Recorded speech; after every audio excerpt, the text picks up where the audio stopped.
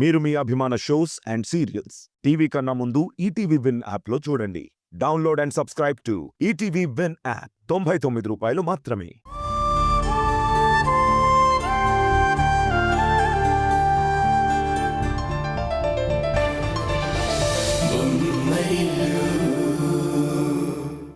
ఆ నిషా ఎలా పోతే మనకెందుకురా? పిల్లల్ని సరిగ్గా పెంచడం చేతి కాని తల్లిదండ్రులే చూసుకోవాలి. అమ్మా, నువ్వు చేయించిన పూజల వల్లే నేను బయటపడ్డాను. ఇన్ఫాక్ట్ అన్నయ్య కూడా చాలా కష్టపడ్డాడు. అవునరా, ఇలాగే మీ అన్నతమ్ములు ముగ్గురు ఎప్పటికీ కలిసుండాలి. ఎవరికి కష్టం వచ్చినా మిగిలిన వాళ్ళు తోడుండాలి.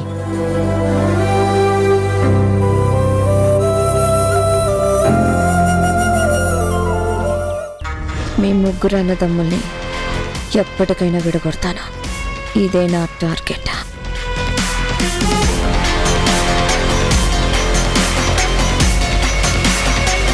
కిరణ్, నువ్వు లోపలికెళ్ళి రెస్ట్ తీసుకో. థ్యాంక్స్ అన్నయ్య.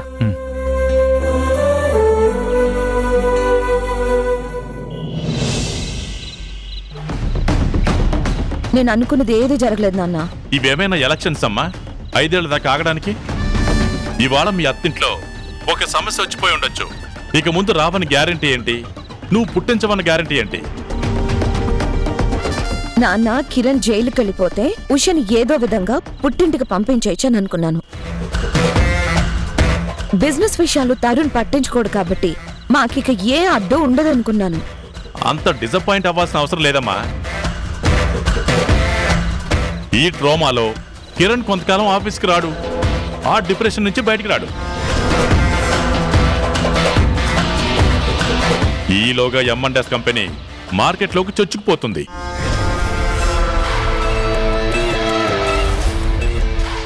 ఆఫీసులో మీ అత్తగారి సీట్లో నువ్వే కూర్చుంటావు.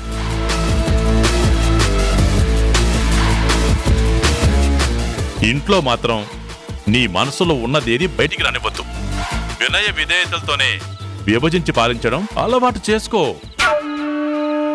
నా గురించి మీకు తెలుసు కదా నాన్న, పొలిటీషియన్ కూతుర్ని నేను.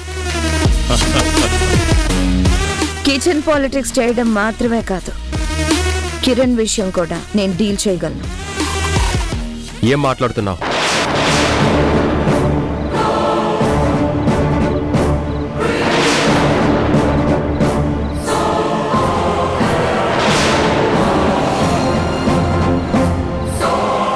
మొత్తం జరిగిందంతా మీ నాన్నకి చెప్పాలా? కిరణ్ విషయం నేను డీల్ చేస్తానంటున్నావేంటి? ఇప్పటి వరకు వాడి మీద పడ్డ నిందల కారణం నువ్వు మీ నాన్నేనా? ఇందులో మీ ఇద్దరి ప్రమేయం ఉందా? లేదు. అయ్యయ్యో, నువ్వు పూర్తిగా మమ్మల్ని మిస్అండర్స్టాండ్ చేసుకుంటున్నావు సంజయ్. కిరణ్ మీద తప్పుడు కేసు పెట్టిన వాళ్ళని ఊరికే వదలొద్దు అని మా నాన్న అంటుంటే, కావాలంటే కిరణ్ కేసు విషయం నేను డీల్ చేయగలను అని అంటున్నాను అంతే. నువ్వేం చేస్తావు? నువ్వేమైనా పోలీస్ డిపార్ట్మెంట్లో పనిచేస్తున్నావా?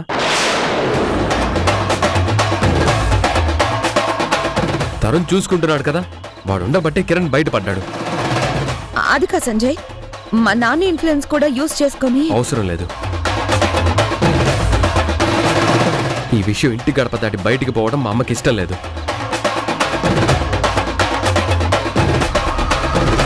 మా అన్నదమ్ముల మధ్య గ్యాప్ రావడం కూడా నాకు ఇష్టం లేదు. నేను ఇండివిజువల్గా ఎదగడానికి మా తమ్ముడు అడ్డుపడుతున్నాడనే తప్ప వాడు జైలుకి వెళ్ళిపోవాలన్న కోరిక నాకెప్పుడూ లేదు. నువ్వు మీ నాన్నతో ఏం మాట్లాడుంటావో, మీ నాన్న నీతో ఏం మాట్లాడుంటాడో అంత ఊహించలేను అనుకుంటున్నావా? సంజయ్, సంజయ్,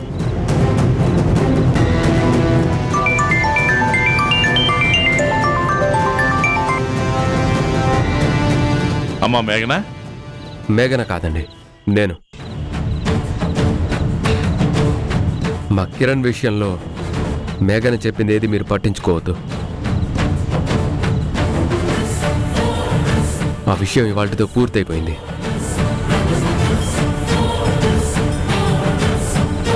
ఏదైనా ఉంటే మా ఇంట్లోనే మా తమ్ముడు తరుణ్ పెద్ద పోలీస్ ఆఫీసర్గా ఉన్నాడు. మీ హెల్ప్ మాకేం అవసరం లేదు. Thank you for your concern. విన్నావు కదా?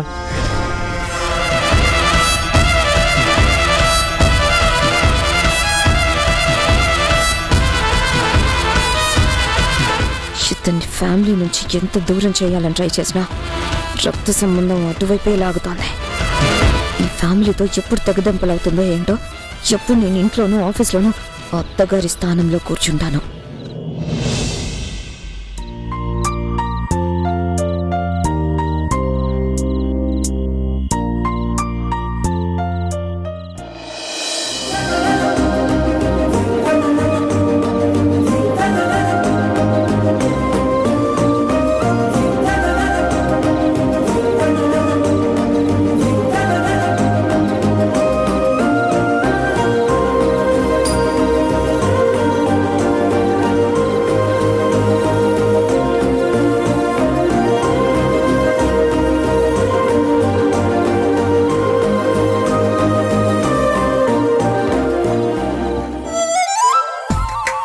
ఏం చేస్తున్నావు?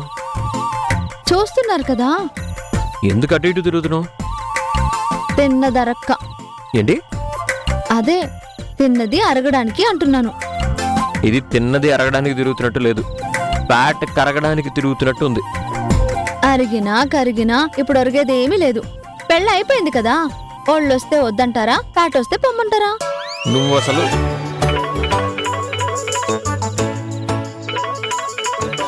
మీ ఇంటి నుంచి ఫోన్ వస్తుంది అని నీ ఫోన్కి చేయకుండా నాకు చేస్తున్నారేంటి?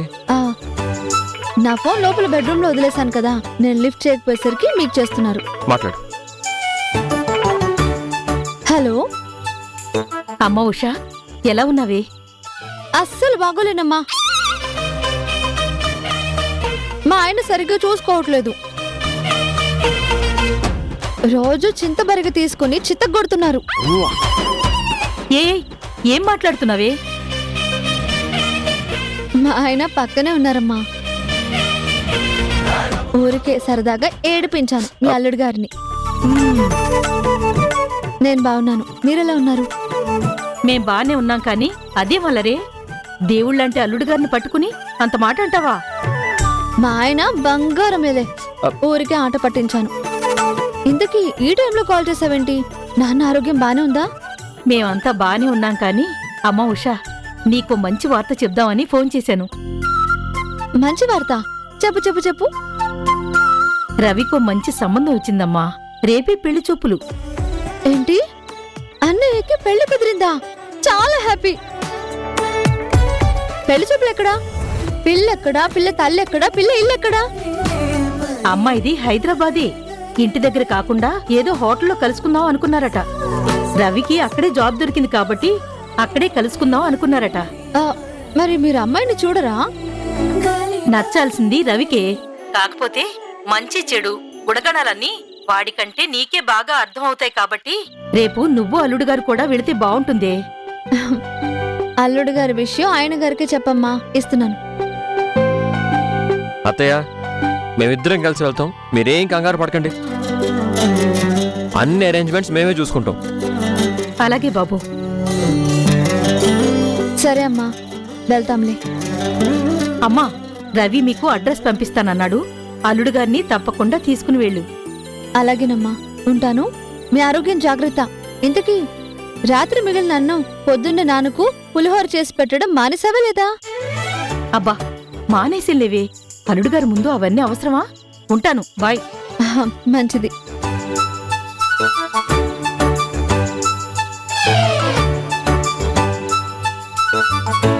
రేపు ఎన్నింటికి? ఆ, అవును, ఎన్నింటికి? ఆ, పులిహోర గుర్తుంది, టైం అడగడం మాత్రం గుర్తులేదు. అవును కదా, అయ్యో మర్చిపోయాను. ఉండండి, ఫోన్ చేసి కనుక్కుంటాను. మా అన్నయ్య లొకేషన్ ఇంకా టైం మెసేజ్ పెట్టారండోయ్. నేను ఆఫీస్ నుంచి డైరెక్ట్గా అట్టే వచ్చేస్తాను. సరే, టైంకి వెళ్ళకపోతే పెళ్లి చూపులు మళ్ళీ చూపులుగా మారతాయి. అంటే మరోసారి పెట్టుకోవాల్సి వస్తుంది. లోపలికి వెళ్దాం రండి. నువ్వు వెళ్ళు, నేను కొంచెం ఆక్సిజన్ తీసుకొని వస్తాను.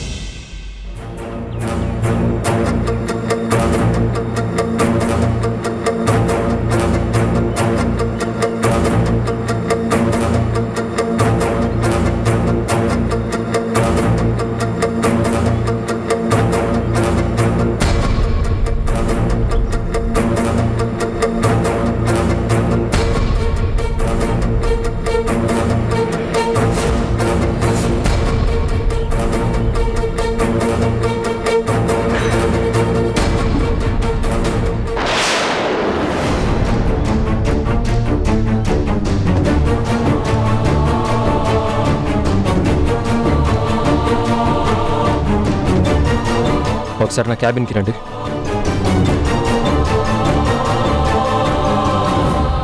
సార్ మనకు ఆర్డర్స్ చాలా ఉన్నాయి కదా, మెటీరియల్ ఎందుకు మన క్లయింట్స్కి సప్లై చేయడం లేదు? పవర్ ఆఫ్ అటార్నీ వచ్చాక సంజయ్ సార్ ఆ డీటెయిల్స్ అన్ని చెక్ చేయాలని చెప్పి సప్లై ఆపేశారు సార్. ప్రొడక్షన్ తగ్గడం ఏం లేదు కదా, అలాంటప్పుడు సప్లై ఆపడం ఎందుకు? ఏమో నాకు తెలియదు సార్. సరే మీరు వెళ్ళండి. Okay sir.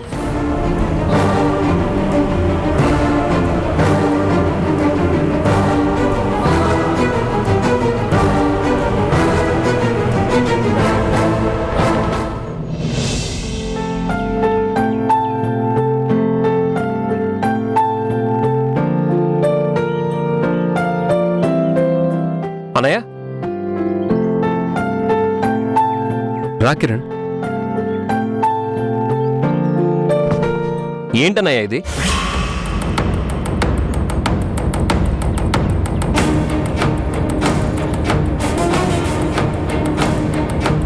ఆర్డర్స్ అన్ని పెండింగ్ లో ఉన్నాయి, మెటీరియల్స్ అన్ని ఆగిపోయాయి, ప్రొడక్షన్ కూడా బాగానే జరుగుతుంది కదా, వేర్ హౌస్ లో స్టాక్ అలాగే ఉంది.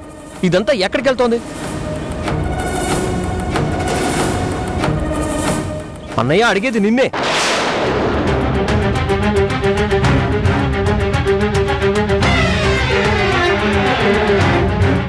ఆ డీటెయిల్స్ తెలుసుకుందామని ఫైల్స్ తెప్పించుకున్నాను రా, ఇంకా చెక్ చేయలేదు. నేను చెక్ చేశాను, రెగ్యులర్ కస్టమర్స్ కి సప్లై వెళ్ళడం లేదు, అందరూ మెయిల్ పెట్టే. నువ్వు మెయిల్స్ కూడా చెక్ చేయడం లేదా? ఇప్పుడేం చెప్పాలి? స్టాక్ మొత్తం M&S కంపెనీకి పంపించాలనుకుంటే మధ్యలో వీడు అడ్డు తగిలేలా ఉన్నాడు, అడ్డంగా దొరికిపోయేలా ఉన్నాను. ఏదో ఒకటి చెప్పి తప్పించుకోవాలి.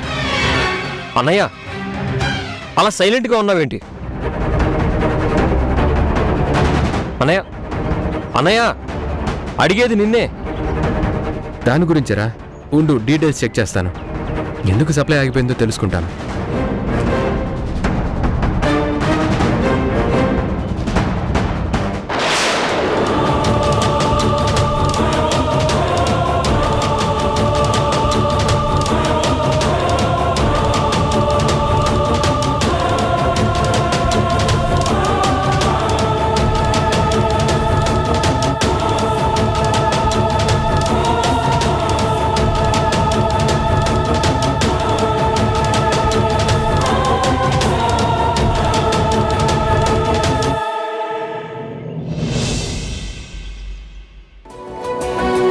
ఉషా, ఎక్కడికి ఇంత హడావుడిగా వెళ్తున్నావు? చెప్పాను కదక్క, అన్నయ్య పెళ్లి చూపులని, అక్కడికే వెళ్ళొస్తాను. నువ్వు ఇంట్లో ఉంటే నాకు అస్సలు బోర్ ఉండదు. మళ్ళీ నువ్వు వచ్చేదాకా ఒక్కదాన్నే ఉండాలి. తొందరగానే వస్తానక్క. పెళ్లి చూపులు అయిపోయాక అక్కడ పనే ఉంటుంది. నీకు మంచి ఛాన్స్ దొరికింది. ఆడపడుచో అద్దమొగుడు కాబట్టి అధికారం చెలాయించి హడలు కొట్టించాయి. పెళ్ళప్పుడు నేను నీకు తోడవుతాను. మరదలి ఓ ఆట ఆడేసుకుందాం. ముందు ఆ ఇద్దరికి ఒకరికొకరు నచ్చాలి కదా, ఆ తర్వాతే మన సరదాలు. అది కరెక్టేలే. అవును, కిరణ్ ఏడి? నీతో రావట్లేదా? సార్కి ఆఫీస్లో ఏదో పనుందంట, అట్నుంచటే వస్తానన్నారు.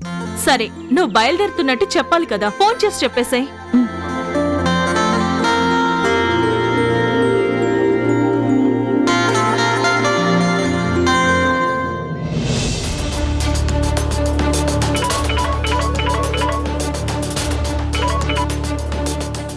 చెప్పు షా. ఏవండి, అన్నయ్య పెళ్లి చూపులకి నేను బయలుదేరుతున్నాను. మీరు అట్నుంచటే వచ్చేస్తారు కదా. ఆ విషయమే మర్చిపోయాను. ఏంట్రా, ఎక్కడికైనా వెళ్ళాలా? వెళ్తే వెళ్ళు, ఈలోపు నేను క్లారిఫికేషన్ ఇస్తాను. లేదన్నయ్య, ఈ రోజే ఈ విషయంలో ఏదో ఒక క్లారిటీ రావాలి, లేదంటే కంపెనీకి ప్రాబ్లం వస్తుంది. చెప్పు షా. విన్నాను, మీరు రావడానికి కుదరడం లేదు, అంతే కదా? పెళ్లి చూపులే కదా, పెళ్లి కాదు కదా, నేనే వెళ్ళొస్తానులేండి. Please you carry on. Same to you. Bye. ఈ ప్రపంచంలో భర్తలందరూ ఇంతే అక్క. ఏమైంది ఉషా? పెళ్ళాం పుట్టింటి వాళ్ళకి సంబంధించిన ఏ కార్యక్రమానికైనా చాలా పనులు అడ్డొస్తాయి, అదేంటో. అదే భర్తకి సంబంధించిన వాళ్ళ కార్యక్రమాలకు భార్యలకు ఓపిక లేకపోయినా ఖచ్చితంగా రావాల్సిందే అంటారు, ఇదేంటో. ఇంతకు ముందు అలాంటి అవసరాలు మనకేమీ రాలేదు కదా. ఇక ముందు వస్తాయి కదా. పెళ్లి చూపుల తర్వాత ఎంగేజ్మెంట్, తర్వాత పెళ్లి, తర్వాత రిసెప్షన్, ఇంకా ఇన్నున్నాయి. అప్పటి సంగతి అప్పుడు చూసుకోవచ్చు. ఇప్పుడు నువ్వు వెళ్ళు. అంతకు మించి చేసేదే ఉందక్క, వెళ్ళొస్తాను. అయ్యో ఉషా, జాగ్రత్త ఉషా, దెబ్బ తగిలిందా? రక్తం రాని దెబ్బ తగిలిందక్క, ఏడు పాపుకుంటున్నాను. ఎందుకు ఏడ్చేసేయ్. అమ్మో, పెళ్లి చూపులకి ఏడుస్తూ వెళ్తే ఏం బాగుంటుందక్క? బయలుదేరేటప్పుడు ఇలాంటి ఎదురు దెబ్బలు తగిలితే ఏదో చెడు జరుగుతుందంటారు. మూఢనమ్మకమో పెద్దవాళ్ల నమ్మకమో, కాస్త ఆగిపోవచ్చు కదా ఉషా. అది మూఢనమ్మకమే అక్క, ఏం కాదులే. వస్తాను. సరే, నువ్వు జాగ్రత్త. అలాగే. అమ్మో. అయ్యో.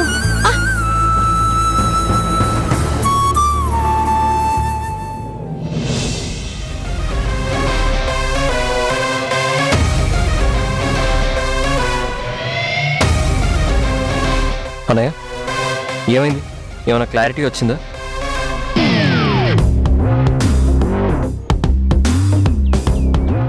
లాభం లేదు. దొరికిపోయి వీడి ముందు దోషిగా నిలబడటం కంటే అన్నగా అధికారం చూపించడమే మంచిది.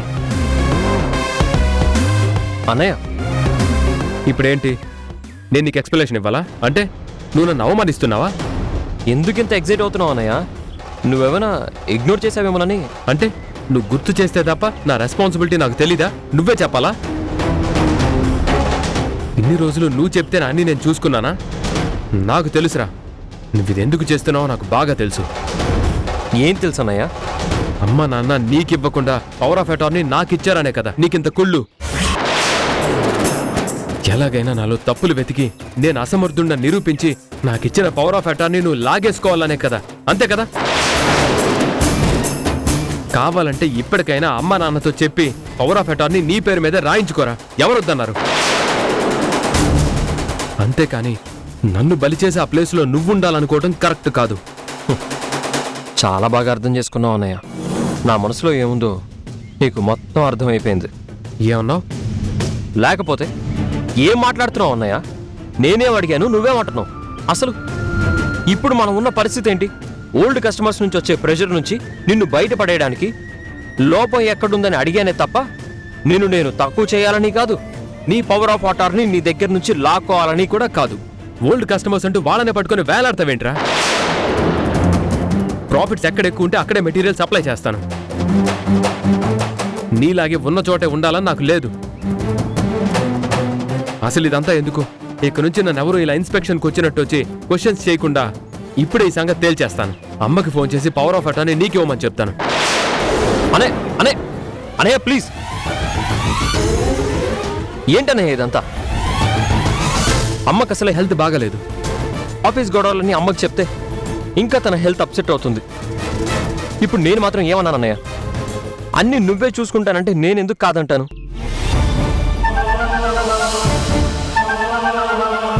అన్నయ్య, అమ్మని డిస్టర్బ్ చేయొద్దన్నయ్య.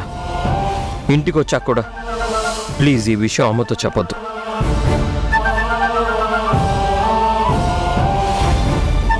ఇందులో నాకు ఎలాంటి స్వార్థం లేదన్నయ్య. నన్ను అర్థం చేసుకో ప్లీజ్, క్షమించు. I'm really sorry.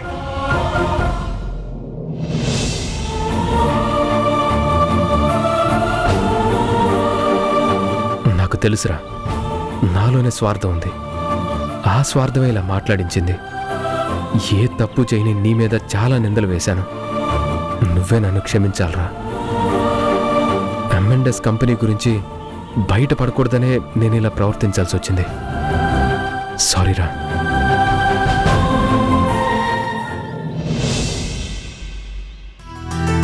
Sorry Ravi గారు, లేట్ అయింది. పర్లేదండి, నేను ఇప్పుడే వచ్చాను. తిను నా చెల్లెలు రమ్య. హలో. హలో అండి. ఇంట్లో జరగాల్సిన పెళ్లి చూపులు ఇలా రెస్టారెంట్లో జరగడం వెరైటీగా ఉంది. అలాంటిదేం లేదండి. మాకు అమ్మా నాన్న లేరు, పెళ్లి చూపులకు తోడుగా వచ్చేవారు కూడా లేరు. అందుకే ఇలా. అయ్యో, మీరు అవేం పట్టించుకోకండి. థ్యాంక్స్.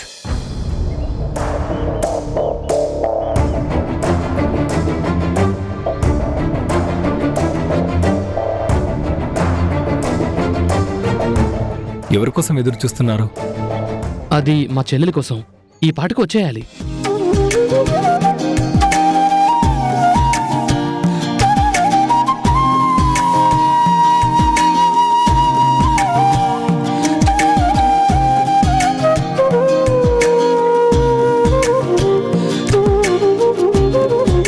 సారీ అన్నయ్య, సారీ లేట్ అయింది. ఏంటి ఇంత లేటు? మీరా? ఆ, మీరా కాదు, ఉషా. మీరా? మీరా కాదు, రమ్య. మా చెల్లెలు ఉష. ఉషా మీ చెల్లెలా? ఈ ఆశ్చర్యార్థాలు ప్రశ్నార్థకాలు పక్కన పెడదాం. నిలబడి పెళ్లి చూపులు చూడడం బాగోదు కదా.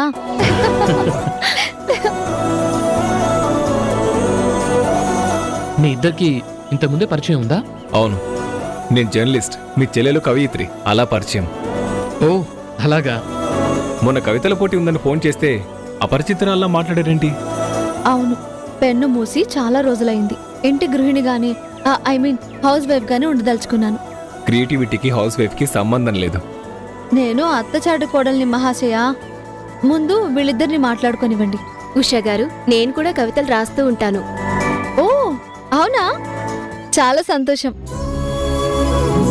నువ్వు కవితలు రాయకూడదని మా అన్నయ్య ఆంక్షలేమీ పెట్టడు, నాది హామీ. ఇంకా మొదలు పెడదామా? పెళ్లి చూపులు, పెళ్లి మాటలు. ముందు మా చెల్లెలు నచ్చిందో లేదో మీ అన్నయ్య చెప్పనే లేదు. మీ చెల్లెలకి మా అన్నయ్య నచ్చాడో లేదో మీరు అడగలేదు.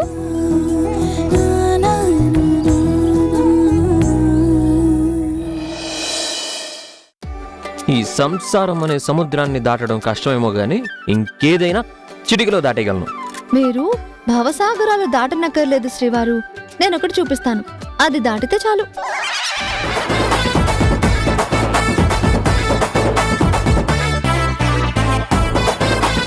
ఇప్పుడు దాటండి, దాటండి.